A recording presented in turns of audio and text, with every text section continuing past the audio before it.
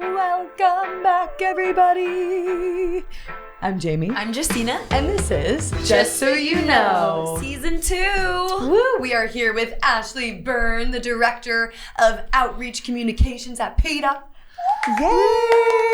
Today we're going to be talking about what to do if you see an animal in need. We're going to get specific. We're going to give you all the tips if you come across a pigeon, if there's a rat, what to do. How do we deal with these situations? Exactly. I feel like that's like the number one thing that people feel like they can do when they're out on the streets to help animals, but then they're stuck and they're like, where the heck do I go? And then they reach out to me and I'm like, I should know this, but like I start panicking. I'm like, not 911, maybe 311, but even then, so I feel like the system is just completely flawed and we get the runaround of where to go for actual help, and that stops people. Right. Yeah. And that's the thing. And especially if you're like the animal person that your friends know. Yeah. I think so many people are like, okay, well, I can tell you where to get an amazing veggie burger. I can tell you how to protest a fur store.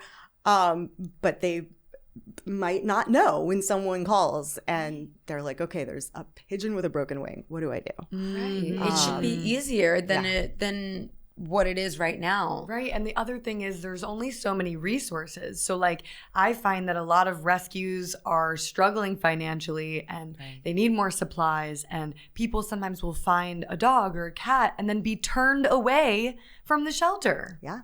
Which is inexcusable. Every city should have an open admissions shelter, a publicly funded open admissions shelter that accepts every animal who is brought to their door. Right. And the fact that in many cities, that municipal shelter is now turning people away when they show up with an animal, that's inexcusable. Because as much as, you know, like bringing an animal to the shelter may not always be the outcome that we're hoping for, it is always going to be better than abandoning an animal to the streets to fend for themselves, a cat or a dog, you know, leaving them in an abusive or harmful situation. Like, yeah. So we will talk about how to deal with all these things because people want to help and we should help. Yeah, I mean, that's a great idea. There should be a spot, like no matter what animal it is, they take them and then they figure out where to place them after that, because it can get overwhelming. Like you're like, there's no way there's a place to call for a rat or a bird. You know, we're lucky in New York that there's some options, but they don't place them, they euthanize them. So an open admission shelter, because they are just completely out of resources, because the breeding laws are not strict, there's just way too many animals that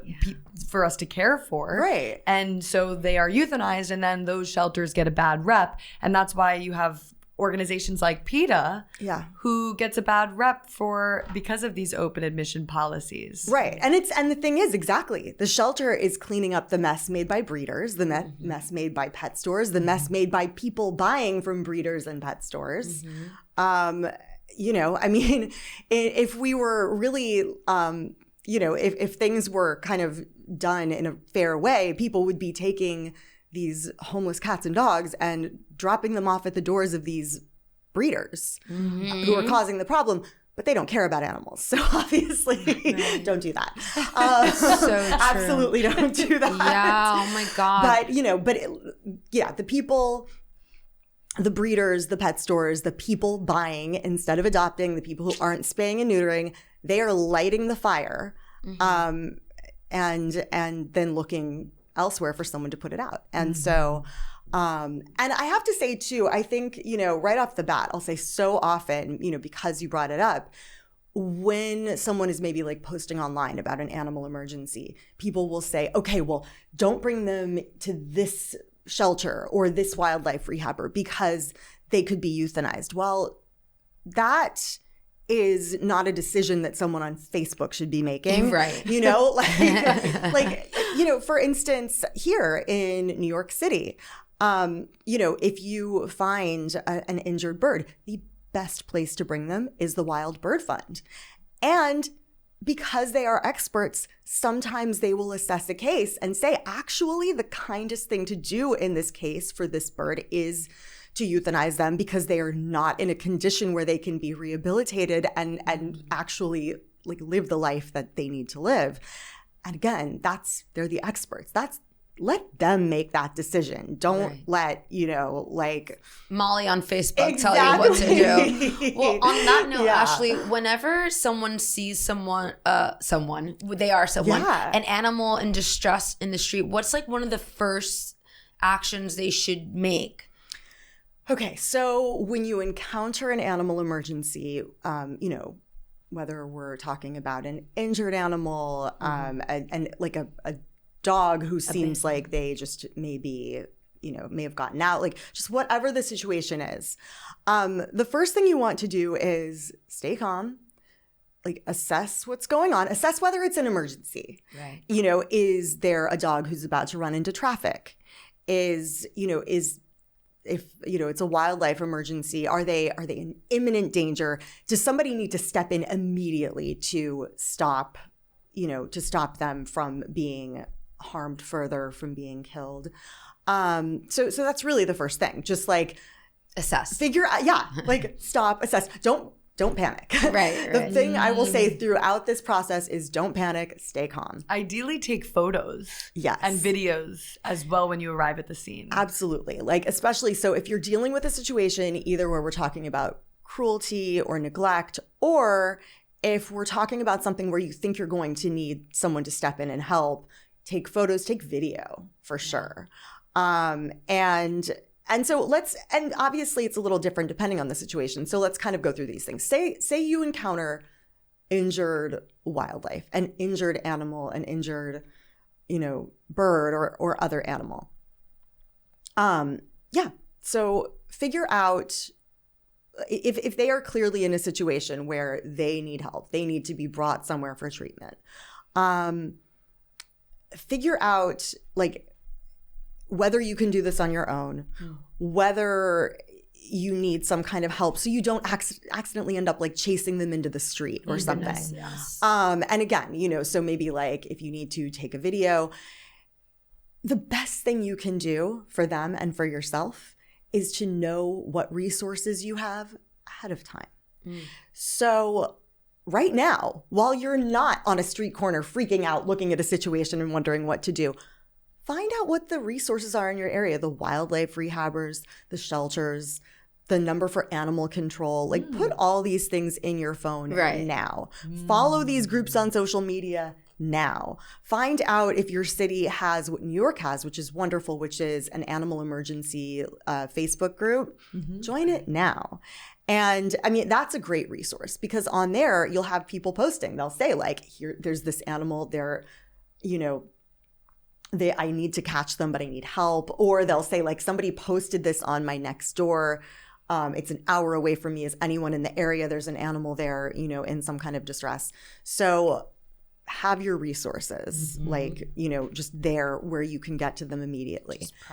Now, then we get into like, you don't want to just like leave and post on social media and be like, hey, can someone go deal with this? Like, hey, injured animal, can someone go like, no. I mean, you may need help. And sure, there are situations where like maybe, for whatever reason, you really can't be there, but don't leave and expect that someone else is going to deal with it. Like, you are the best person to make sure that something's going to happen because you care, you stopped, you're there. Yeah. So, start like looking into what your resources are. Another thing you can do to be prepared is, if you drive, if you have a car, maybe not everyone here in New York City, but like, have an animal rescue kit that's already with you all the time. Have it in your trunk. Have a carrier, even one of those like carriers that you can get that are just like cardboard, like collapsible, it can just like be flat in your trunk. And a leash, a collar, a harness. Towels. Towels. Oh my God, towels. Treats. Yeah. I remember there was one time when I was able to like get a stray dog or a lost dog actually into my car. It was treats? Because I just happened to have treats that I had bought earlier from my dog, and they were in my car. And there is no way this dog would have gotten into my car otherwise, but the treats, he literally jumped over me and into the car. So yeah, just have all these things. Have as many things with you as possible. Again, if you have a car, or even like, if you don't, have some treats in your bag just in case. Have a little like one of those little like slip leashes, that they can be really small. Have things with you if you can. And again, assess the situation. I mean, I can't tell you how many times when I've had to catch an animal by myself, I've been able to do it by throwing a sheet over them. Yeah. And then just like grabbing. And obviously that's not going to work every time. I was gonna say, you're the animal whisperer, because I thought I was, and that will not work for me. I'm like, Remember we rescued that pigeon, Ronald? oh my God, yeah. Wait, how many? I've been with you for 2 pigeon rescues. Yes. Well, once you like become aware and you just start to see sick animals. Yeah. Yeah. Like they either come to us, they I come to hate me, it. or I just I'm trained to look out for them. So one time Justina and I were actually walking to do a podcast, and we were on 34th Street, and there was a little pigeon huddled in the corner beside a building, and I He said, was just trying to Justina, take a nap. Jamie's like, come here, you're hurt. I said, stop. And I said, Justina, empty your bag. We're going to put this bird in there. I was like, excuse me? I'm pretty sure she's chilling. And what do you mean? Empty your bag. What the fuck? So we emptied Justina's bag, and then we brought Ronald to the Wild Bird Fund. Amazing. And it was a very smooth, easy handoff. But the question becomes, when do you know to call authorities, or how do you know, like after assessing the situation, how do you know not to just deal with it yourself? Right. Well, there are some times when, first of all, can you deal with it yourself? I mean, like you're saying, there was a pigeon. You were able to catch the pigeon. Chances are, if you had called authorities, They wouldn't care. They wouldn't care, or, you would just be like, maybe they would come like tomorrow or something. But if they came at all. The other guy. Yeah. And so that's one thing. I mean, if you can deal with it yourself, if you can. Now, if you're talking about cruelty, if you're talking about neglect, that's something else. Then you absolutely do need to call authorities. You want to document first, as we discussed. You want to take video. You want to, like, if you witness an act of cruelty against an animal, you want to record anything you can. You want to make a note of the date, the time. Other witnesses are really helpful. So if anyone else sees it and you can get their information, you definitely want to do it. Get them to report it too, if they will. But at the very least, just try to keep in touch with them. And very often what we find is that you have to be very persistent. Yeah. There are times when the authorities will respond right away. And something that I think can be really challenging for people too is that in so many places, it's hard to know who you call. And very often you'll find that even the people in charge don't seem to know who to call. So you'll call the police. They'll say, call animal control. You'll call animal control. They'll say, call the police. Well, you know what? Keep calling. Keep calling. Be relentless. If you need to, just ask for people's supervisors. Don't let up. And if the authorities aren't responding quickly, if they're not doing their jobs, call PETA and ask for help. And that's something you can do in the case of, again, finding an injured animal too. If you're like, I'm not sure where to bring this animal and you're having a hard time finding, you're looking at local resources, you're not finding anything.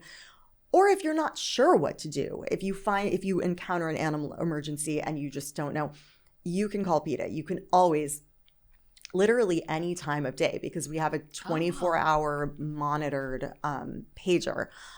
You call the main number, which is 757-622-7382, and you follow the prompts for an animal emergency, and then you leave a message and someone will get back to you. So again, like if you're not sure, or if you're calling the people who are supposed to be helping you and they're not helping, then, you know, that is a great resource. Whether it's, you know, for someone to kind of talk you through like, hey, you know, I see this animal and I'm not sure that it's a wild animal. I'm not sure what's going on. I don't know if they're in trouble or if this is normal. You know, they can talk you through that. If it's, hey, like my neighbor is beating their dog and I got a video of it and I called the police and they won't come, and I called animal control and they won't answer, like, then it's definitely time to call PETA and ask for them to help. Yeah, you literally, like, I do want to get into it so quickly without giving too many details. I know that it's really difficult whenever people see an animal in harm. There's so many things, like, in the moment, like, not to call myself out or anything, but, like, I knew there was some sort of, like, animal abuse happening, and I knew how important it was to get footage, but it was really difficult for me to get that. And then when someone is in a predicament where maybe they're also not wanting to be involved because they could be directly affected as well, it gets tricky because I've called 911. They send me to 311. 311 doesn't pick up the phone. I kept on calling. So many different prompts. I could not get anyone to reach out. And so I reached out to PETA, but then it gets really tricky because they want so many details. And I could see someone who is not as passionate giving up so quickly because there are so many details that need to be given in order for any action to further take place. And it's like, what do I do? Like, do I continue to just like wait for something else to happen to like pursue this like stressful situation, and or like am I also abandoning that animal when I know there's abuse happening? Does that make sense? Like, it's overwhelming. Like, I feel like even when you have the content of like the animal in distress, you got the contact to help, sometimes it can kind of feel hopeless. What would you say to someone like me where it's like you are kind of doing as much as you can, but then you still feel like it's not enough. And you don't want to put yourself in harm's way by speaking out against your neighbor because now you live next to this abusive, psychotic person. Yeah. And when they find out that you reported them, they're going to beat your ass. And you're like, help me, please. Anonymously. But then I still feel like nothing's being done. Like the last thing I wanted to find out is that like, oh, wow, that animal was like getting beaten and now was dead. And I could have done more. Like, what could I do more? You know, again, that's the thing. You made a good point when you said, I think so often someone who's trying to do the right thing, but maybe they're not as invested, they're going to give up. Like, and so that's why, like, we always say, you know, be the one to do something because we actually care. Right. Like, we are, you know, we are like animal people. We're activists. We're advocates. We care. Right. So you know that you will stick with it. You know that you will do something about it. So like, don't wait for someone else to do something.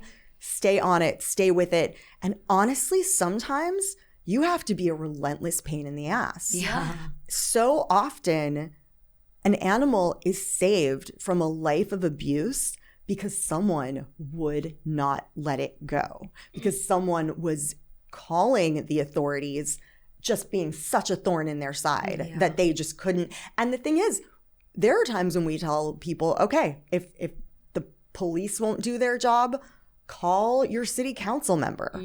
Call, you know, just keep calling, keep going up the chain and being relentless. Because you know what? Like, wherever you live, no matter where you live, animal abuse is illegal, at least when it comes to companion animals. And, you know, it is illegal. It's illegal to like abuse. I mean, I guess what I'm saying is it's illegal to abuse an animal. Right. Now, as vegans, we know that there's a lot of, you know, a lot of abuse happening on, you know, on a bigger level that, you know, is kind of just like written off. But even in those places, technically, it's illegal to abuse an animal outside of, you know, their standard abusive practices.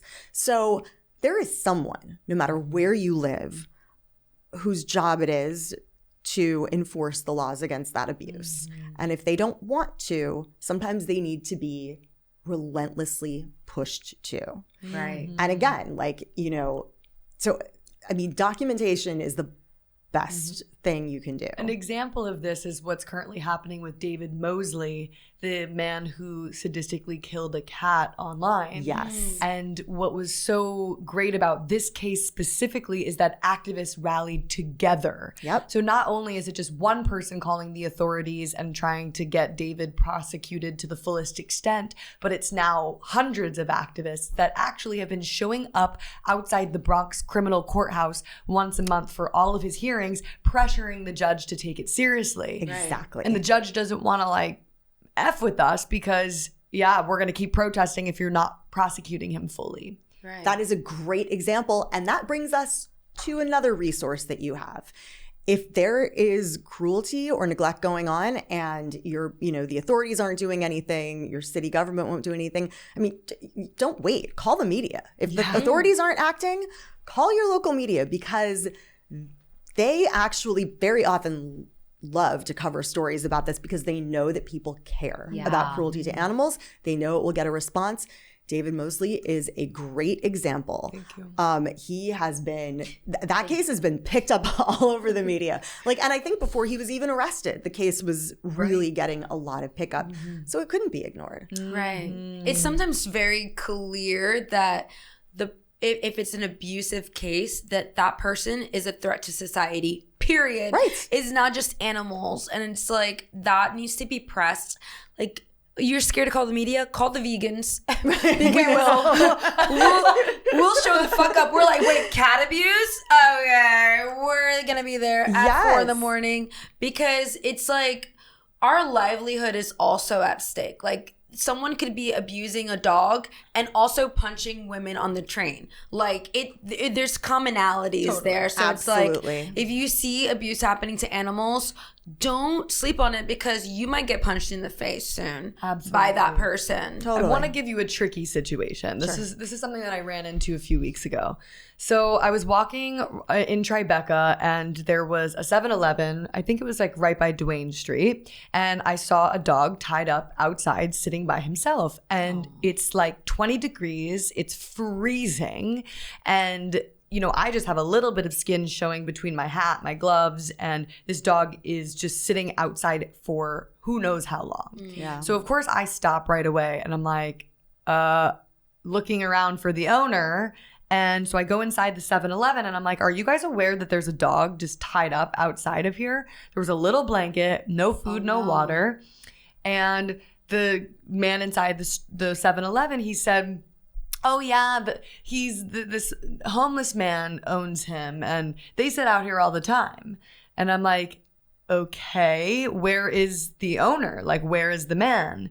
And he's like, oh, he's been gone for about 2 hours, but he'll be back. He always comes back. And I'm like, well, we can't leave this dog outside in this weather like this by himself. No. There's no water. So another woman stopped, and shout out to this woman, Jasmine. I don't even think she's vegan. She just was concerned about the situation. And I had a meeting to get to. I said, look, I can be back in 45 minutes. Like, can you stay here? I'm calling the authorities. They're going to come and check out the situation. So she stayed with the dog for the 45 minutes. When I came back, the cops were there. They basically did nothing, and they were like, we'll leave for a little bit. Then right as they were about to leave, the owner, the homeless guy, came back, and you could tell he was kind of drugged out. Something was up with him. And he's like, yo, that's my dog. That's my dog. And we're like, why did you leave your dog just tied up here by himself? And he's like, I fell asleep like somewhere else. And we're like, okay, but you have a responsibility here. But here's the tricky situation. The tricky situation is those cops take that dog gets put into a shelter and euthanized. Exactly. He's a pit bull. I mean, kind of probably older. Nobody's going to want him. Or does he, it didn't seem like there was abuse where the guy loved the dog. Right. You could tell. I mean, he did leave a blanket out for him. He's just fighting his own demons. He did leave a blanket. But, he's in the freezing cold himself, this homeless guy. So it becomes this tricky situation of like, do you take away like this friendship? The dog is bonded to this man who it's not an ideal home for sure, but is it better than the alternative of going in? Like, we didn't know what to do. Right. Yeah. I mean, and I remember that day, and because I posted about it in all the groups. And the thing is, I know it's tricky. Look, I think every situation is going to be a little bit different. And so, there are different ways to like engage and deal with it. In that case, that day was freezing. It was freezing. Yes. It was not okay to leave a dog outside on a day like that for, just 20 minutes. No.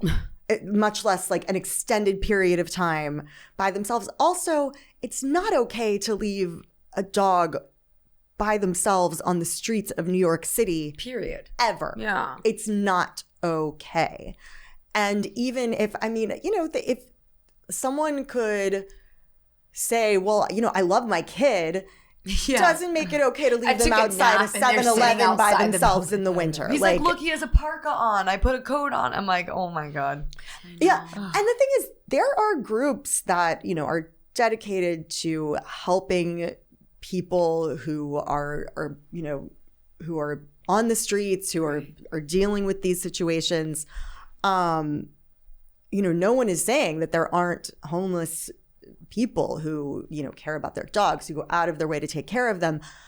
So it's not even really that issue. It's just the issue of like someone who is not even taking like proper care of themselves, who's neglecting their dog because they're passing out somewhere.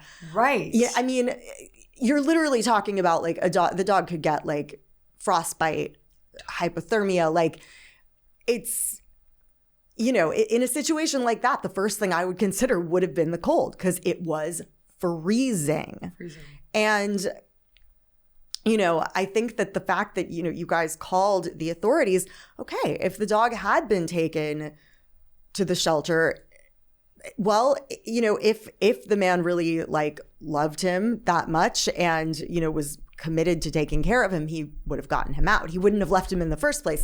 I mean, I guess I'm saying, I know in a lot of situations it can be a little tricky, a little confusing, and but I think that's one of those, like, you consider the immediate risks. And the immediate risk is that a pit bull on a like 20, 30 degree day, just left outside, they are very vulnerable to really physically not being okay. And honestly, I mean, if that were my dog and I left them in a situation somehow where they were at risk of being seriously hurt, I would want someone to step in. If I had an animal I loved and I somehow left them in a situation where they were in serious danger, I'd want someone to step in, even if it created serious inconvenience for me. So what would you recommend then? Like, if the authorities didn't show up, if the homeless guy didn't show up, it's like...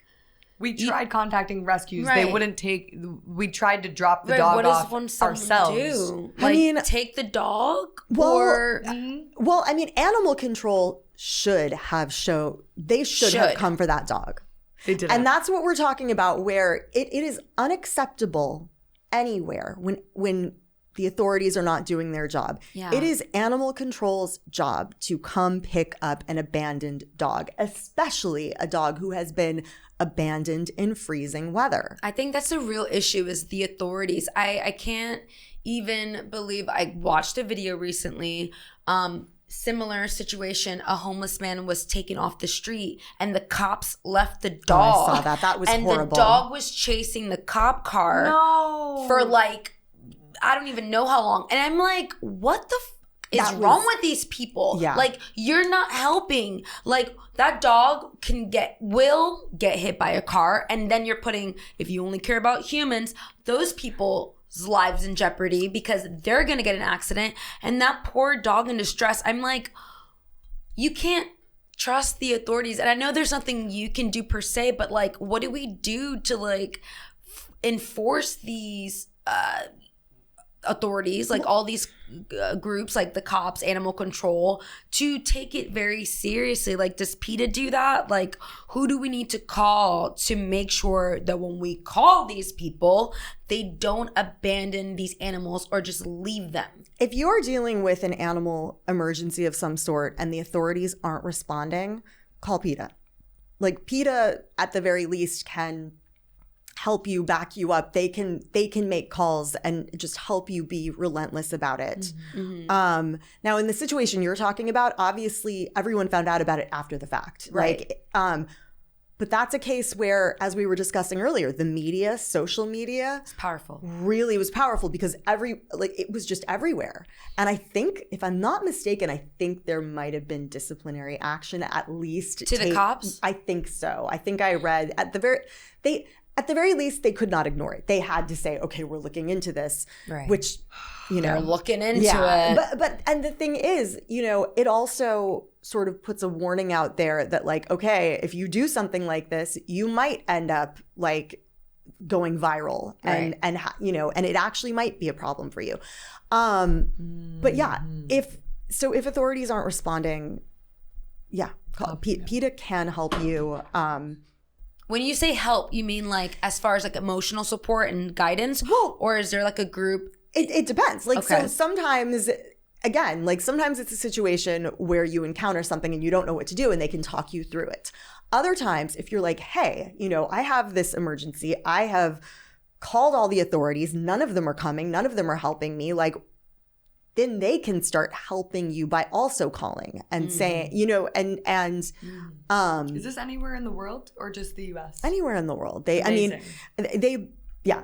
You can call PETA with any animal emergency and they will do their best to Figure it out. help you. And, PETA is not a law enforcement agency. We can't go out there and enforce the law ourselves. Right. But if you're being ignored by the people who are supposed to be helping, we can help, like call and say, hey. Oh, and that actually is another thing that we suggest. If it's not like a really time sensitive situation where you have to be like hands-on at that moment, but you see some kind of cruelty or neglect, look at the laws in your city and your, just wherever you live.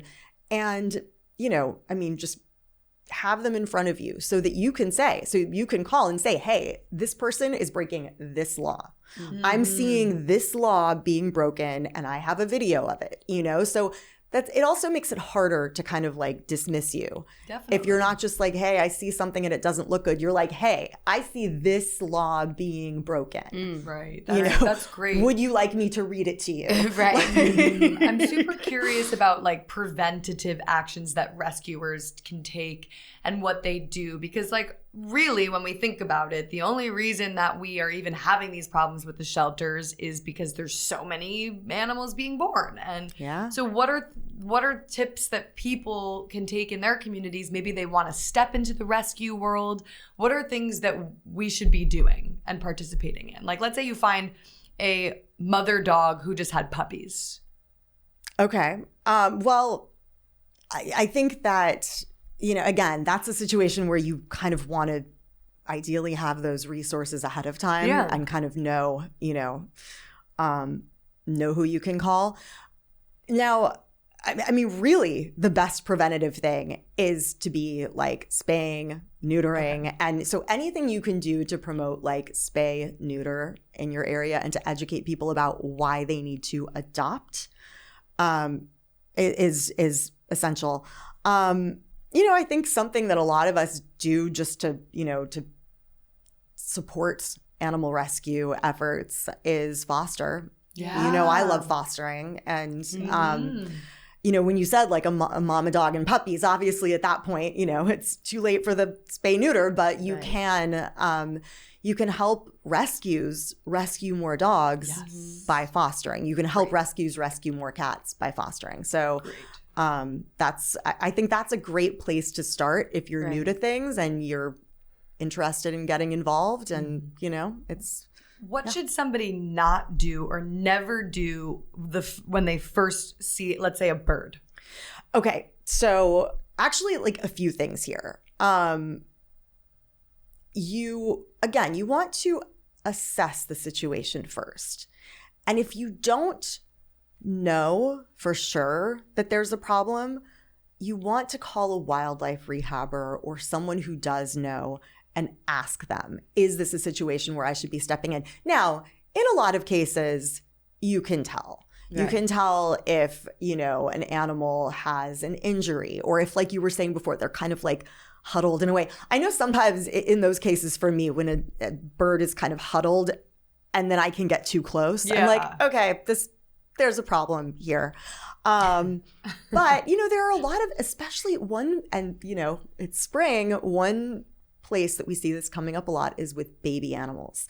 A lot of people will find a baby animal and they won't know if the mom's around. Exactly. They won't know if the baby animal needs to be rescued. Mm-hmm. And so a lot of people end up, in a very well-meaning way, making the mistake of taking a baby animal who doesn't need to be rescued. Now, sometimes they are orphaned and they do need help, but you don't want to jump in and make that call unless, you want someone who knows wildlife to be the one making that call. Right. So that's a big one. Yeah. And another thing is definitely with birds, you don't want to feed them or give them water if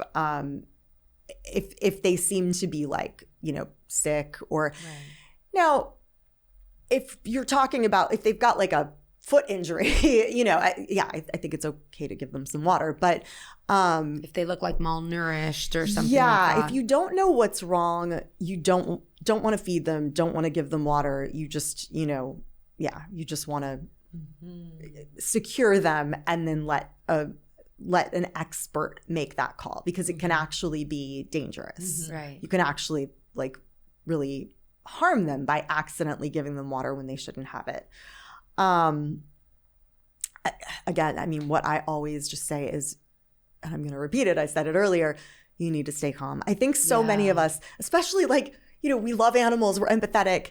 You find an animal in trouble and it breaks your heart and, upsets you.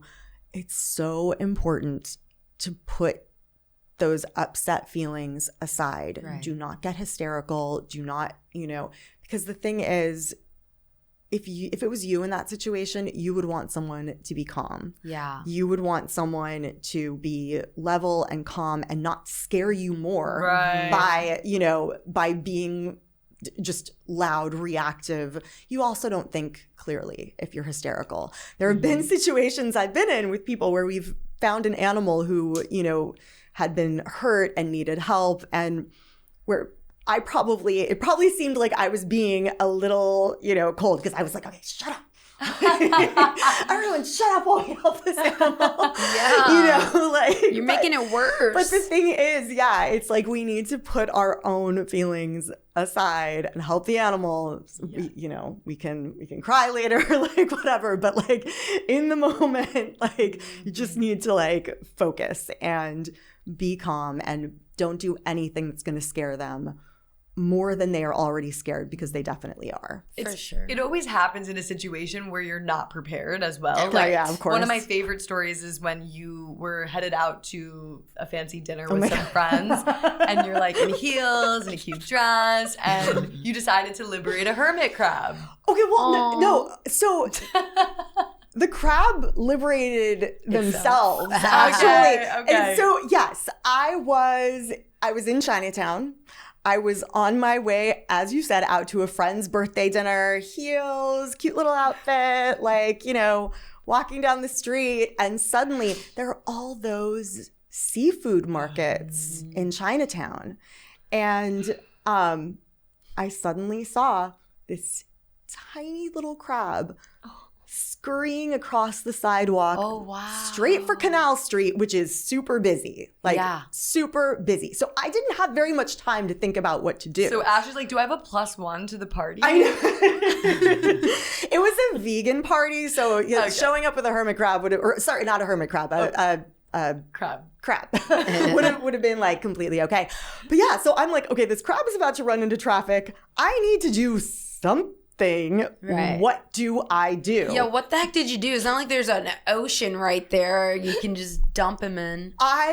Well, and like I had to catch a crab, and they move fast, and and they have pictures. Yeah, so I was just like, what do I do? And so I literally, in my like cute little outfit and heels, got down on the ground on my hands and knees and opened my purse. He went into your purse, crab, and he ran into my purse, and then I like closed it. Meanwhile, it's Canal Street. It's a busy street. All these people are looking at me. They're like, girl, you did not just put a crab in your purse. Yes. All these people are like staring at me, and I'm just like, okay. Taking my date to a party. Yeah. Vegan. Right. Vegan edition. That's so funny. But that's the thing. Like you said, it happens all the time when you're unprepared, and you just have to be like, what do I do? What did you do after that?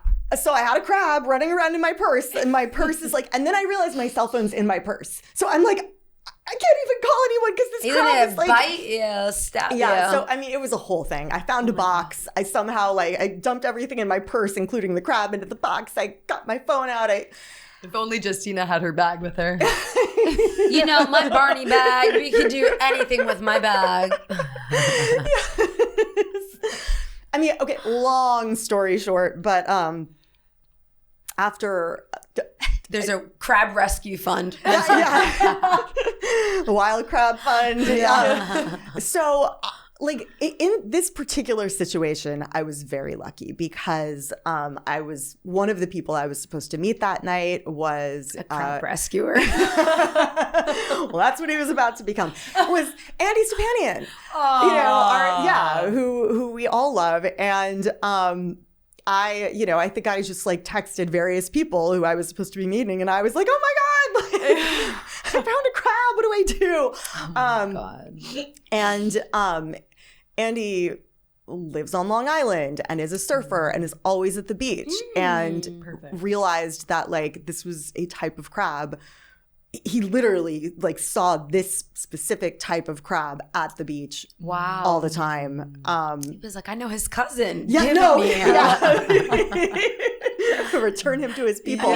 Seriously, this is like this crab's lucky day. If you had not been there at that time, who knows? It would have either been boiled alive or hit by a car. Oh, exactly. Yeah. No, and again, this was one of these times when it was incredible because I happened to call someone who actually knew a lot about what to do and told me, I think I had a little aquarium at home because I had rescued a fish the year before who someone outside a fair. Someone had left this poor fish in a baggie with like an inch of water, and I was walking my dog and like I saw this fish like about to die on the ground, and so I ran home with the fish and ended up having a fish. Anyway, the fish eventually passed away, so I had a little tank. So he had me like put a bunch of wet towels in the tank and do all these things, and I like put the crab in there, and meanwhile my cats were going insane. They were like, thank you for the snack. Just kidding. No, but that is what they were thinking. Yeah. They were like, for us? Exactly. A random tip also, because you said that and I was like, oh my God, I was an evil little fucking girl. Like I one time was shaking a little bag of fish when I was young. I remember that. And I knew it was wrong and I still fucking did it. So tips like to save animal from abuse from your own dang children, do not leave young children with any animals, because this is a great point. This is karma. Like I'm vegan because there were so many moments in my life where I unintentionally harmed or killed animals. I remember I was like 4 years old and I played Ring Around the Rosie with my mom's little chihuahua and I killed her, and it forever scarred me. My mom always brought it up. My whole family knew it. They always brought it up at least once a year. I can't believe I'm not crying right now because it was a traumatizing moment. My mom gave me to my grandparents and was like, I'm going to murder her. She was pregnant.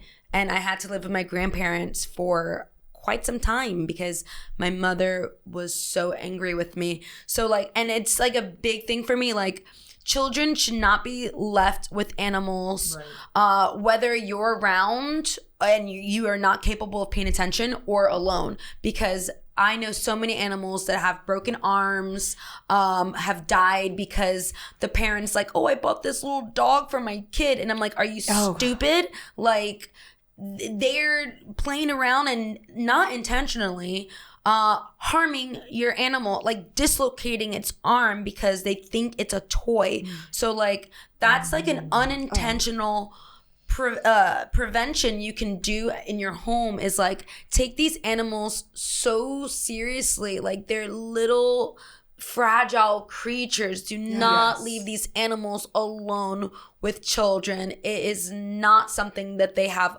full awareness of and capabilities of taking care of these animals. So I just had to quickly say that because you're so right. Because the abuse happened so innocently in the homes. Like we're like, we love this little puppy, and I'm like, why does that dog have a cast?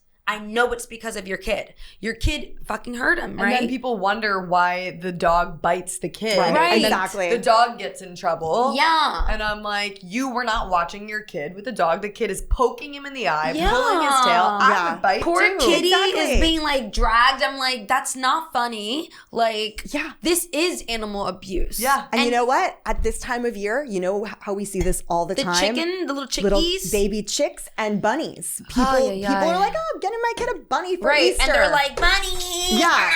And rabbits are actually so complicated. Yes. Like a rabbit is not like just a little, seasonal accessory. No, they have such specific needs. Right. They're fragile, and they're actually like, I mean, if you just keep them in a little cage, they can go crazy.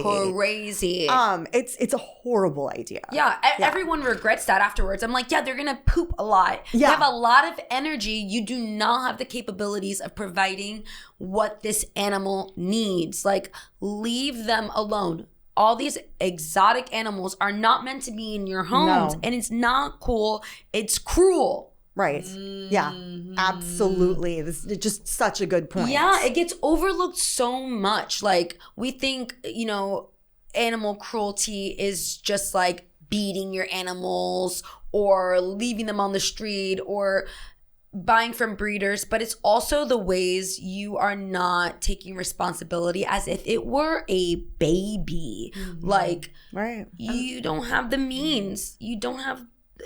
Bunnies don't belong in an apartment. That shit pisses me off. And when I see monkeys with diapers and they're like, he has a great life. And I'm like, you're profiting off of this animal. You're exploiting him. And I'm sure you might love him. But if you really loved him, you would not keep him in a fucking diaper in your apartment. Like, people are just selfish. They're only considering how the animals make them feel, what the animals do for them. But truly, if you want to help animals, it should be a selfless act. Yes. It's when you're going out to a party, if you see someone in need, you help. Right. It had nothing to do with you and how it would make you feel. It was probably inconvenient for you. It was inconvenient, and I looked crazy. Yeah, right. Which actually brings up a great point, and I think that this is something that actually is an obstacle for a lot of people when it comes to helping, like, especially wildlife, an animal on the street. I think a lot of people have to kind of get over this, like, stigma of, like, am I going to look crazy? Am I going to look crazy if I'm, like, trying to catch a pigeon, or if I'm, carrying a rat in a shoebox, or, just any of this? And I think it's kind of getting past, like, caring what people think, which honestly, actually a lot of people are wonderful and sweet and, like, think it's a great thing and want to help you, or they thank you for doing it. But you know what? Even if they're like, you're crazy, like, who cares? What came to mind was I was walking home from a workout early one morning wearing, like, my little workout clothes. And some guy in my neighborhood who, some random guy is like, starts like saying whatever he was saying to me, like, just being all nasty. But I spotted a rat right past him who like clearly needed You're like, get out of the way. help. No, I literally ignored this man, walked past him and like got down on the ground and started like getting this rat into like a box that was nearby. And the guy went from being like, hey, it's sexy to being like, you wild beast. So silver lining, if there's a nasty man catcalling you, just try to find a rat in need and then they'll go away. or you just make them help you. Okay. Fair Like enough. that, yeah, one or the other. Be like, help me or just get me. Exactly. I mean, you brought a good point, like not being afraid of looking crazy. Because one time I was on my way home. It always happens when you don't want it to happen. Totally. And there was a rat mouse, I have no idea, like literally stumbling as if he had like too many drinks. And I was like, oh shit, did he get poisoned? Yeah. Did he get hurt? And I was panicking because I was like, damn it, Justina. Because there are moments where I'm like, fuck, I can't do it. And like, I just sent a prayer. But something in me was like, you better get in that bag, find something. I had an old dress and I was like, well, There you go. haven't worn this dress in years. So I guess this is what I need it for. And I picked it up and there were so many people that I could tell in their minds, they were like, oh my God, like they wanted to help, but they were so afraid. And they were like, oh my God, I can't believe you did that. Thank you so much. And I'm like, well, you could have fucking did it. Like, what the hell? And I took him and I brought him to my boyfriend's place at the time. And he was like, amazing, but like not staying over. And I was like, okay, I just needed a fucking box. I literally was holding it in my dress and he was so grateful. You can tell he did not fuss. He was just like, save me. And like I got a box. And then I went to my apartment and like make vegan friends, you guys, because I like messaged Rachel. I was like, Rachel, girl, I don't know what the hell to do. Maybe I let him back out, but like I knew I needed to get him out of the subway. And she was like, I know a rat expert. and I'm like, of course you do, bitch. Of course you do. And the lady met me all the way in the Bronx at the subway station. She had a little a rat little box thing and he was rescued. At least I gave him kale, carrots. Like he ate some foodie. So sweet. Like we have this idea, not only that these people are crazy who rescue these animals on the streets, but that these animals are disgusting and don't have feelings and aren't going to be grateful for a moment of rest. Like that little mouse rat was so much better, even like the morning after, because I had a moment to relax, maybe let whatever was happening wear off of itself, eat, and got taken care of. And like, it fulfills your soul, you guys. Like it does. It really makes you be like, wow, like for whatever reason, if I were this little creature to something even bigger, I would want it to help me for a moment instead of going, ugh, gross, squashing me or turning its back on me, like for me to get my shit together. And also it's like you're inspiring the people around to then take action. And one story that really sticks with me, that haunts me really, is when I was around 12, I was on a bus and there was a man with a backpack and he kept reaching in the backpack and like kind of like hitting something in there. My God. And then I saw like a little cat head like pop up and I'm like 11 or 12 years old. And clearly this individual is so psychotic and so scary. And the cat came out and the guy punched the cat. Oh my God. Like I'm still scarred today from this. And he at one point just got off the bus and I don't know what happened to this cat, but let this be a story that motivates you to always do something, always say something. Like if you are a child listening to this, then tell an adult on the bus that this is what you just saw happen. Like if I had seen somebody else speak up and do something because other people saw this happening, then maybe something would have been done. But this haunts me. It sticks with me. And know that your voice is powerful and know that you can make a difference, and that even if it's just one life saved, for that one life, it's everything. It's tricky though, because those people are clearly unstable. You know, I could tell that sometimes I get nervous. Like there was one time I was coming out of the subway and I saw this guy and I always fucking know when something is about to happen. I'm like, why? This guy and this girlfriend were walking up. The guy had this dog on a leash, and the dog seemed weird. And I don't know if the dog was pissing him off. All of a sudden, while they were getting closer to me, I was like, please don't do anything in front of my face. He hits the dog, and the dog starts screaming. And I look at the girl. We crossed paths, and she didn't say anything, do anything. And I'm like, he's clearly abusing you too. And I felt like there was an exchange when me and her looked at each other, because I'm like, what am I going to do? Say something to this guy, and then he fucking hits me? I can't stop myself. I can't either. I literally, when I see someone do anything, I mean, not just like, I think if I saw someone hit an animal, it would be over. But like, if I see someone even just like yanking or like yelling at their animal, for sure. I always say something. I guess, I mean, partly because I can't help myself, but also, like you said, because it kind of sets this precedent to them that like, actually, no, you can't do this. Right. Like, actually, you can't get away with this. Right. And I mean, I understand what you're saying. I mean, sometimes I do, but then there's some moments where I'm like, I'm gonna be in danger. Oh no, I'm not saying that it's not like that it hasn't been incredibly stupid sometimes. I mean, about a year ago in Venice, I yelled at a guy for jerking his dogs on these chains and yelling at them. And he pulled out a metal pipe and was like, I'm going to kill you, bitch.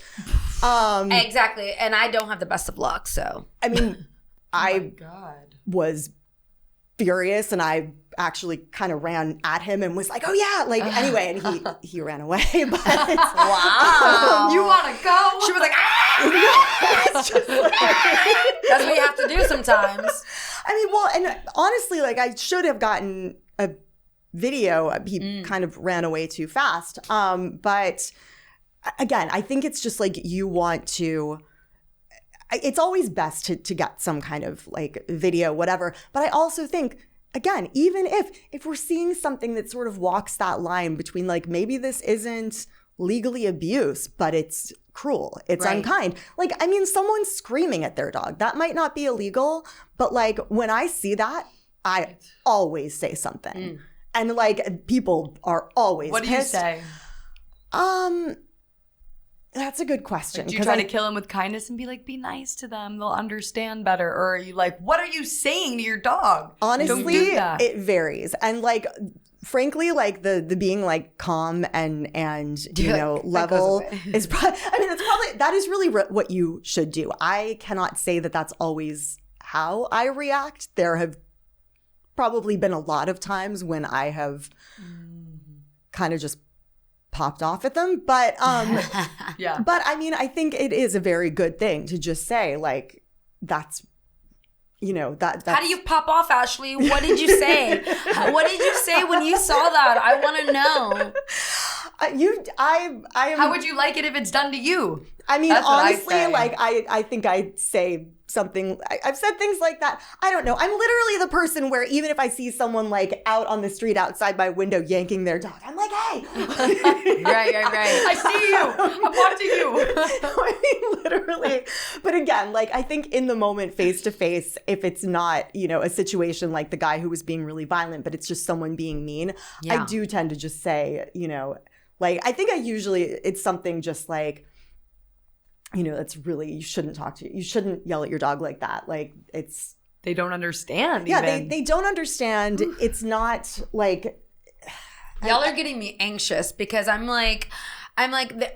think with age, I've become more fearful of what is going to be done to me. And I do have some PTSD from other situations. But even like with children, like I want to say something so bad. And I'm like, I know I am going to get into some sort of altercation because this woman is screaming at her child for the last 30 minutes on the subway and I'm freaking feeling the abuse, let alone an animal. People clearly see animals as less than. So it's like, also with an animal, if it's a situation where someone, again, is like doing something that is, you know, where it's not to the level where you're going to like call the authorities, you can also, I think something actually really effective is to say, do you need help?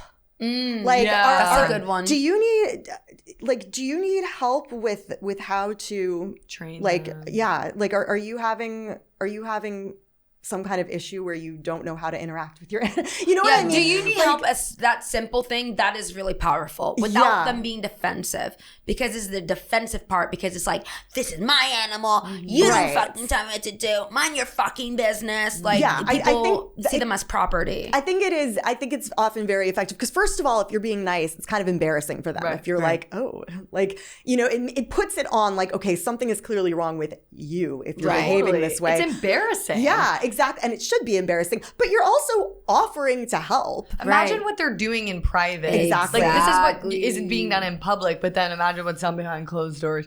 There's so many issues facing animals today, and the least that we can do is when we see something to really say something and get active. Speak up. I hope after this episode today, for those of you listening, I hope that you feel that you are more equipped, that you have more resources, that even people that have been in the rescue world for many, many years, they are still navigating the space and trying to figure out what the best thing to do is. But the worst thing is to not do anything at all. 100%. I think like what we've been discovering is like different approaches. And if there's any time to be peaceful and calm and like conscious about how you're being received, it's this type of situation, because kindness does win in moments like this. Yeah. And this is also, I mean, I think you said this earlier, like, find your people who care about animals, you know, who are in your community, and connect with them, and have, you know, because it's so good to be able to have someone who you can call, or a group where you can post and be like, hey, who can come help me with this? If it's bigger than something that you can get done yourself. It's just amazing to have that network, but also know that even if it is just you, there are resources out there. There are people to help you. There are people to talk you through it. Like, just do something. You will sleep easier at night if you do something. Is there like a page or a site that you recommend for people to go to, or any last things you want to say to help people take further action? Well, I mean, again, I would say PETA.org and the PETA hotline. Just remember that if law enforcement isn't acting, if you have a situation where you're not really sure what to do, or if you're having a hard time finding the resources you need in your community, you know, finding the right wildlife rehabber, or, you know, call PETA. And it's 757-622-7382. Follow the prompts through. Leave a message. Someone will get back to you. And what is your Instagram, and where can people follow you? My Instagram is ashlovesmongo. And of course, you know, PETA's Instagram is just PETA, at PETA.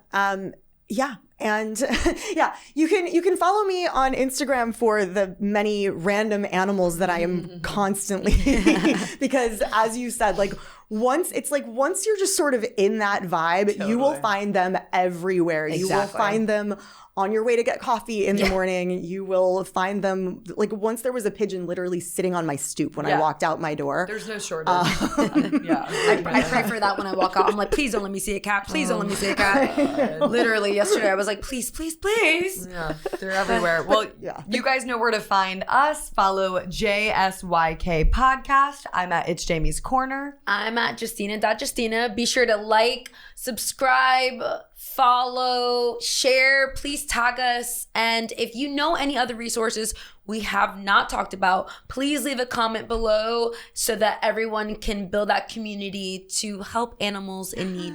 Yes, thank you so much, Ashley. Thank you. I love being on with you guys. Yay! And without further ado, you guys know the drill. We'll be back. We'll be back. We'll be back. We'll be back. We'll be back.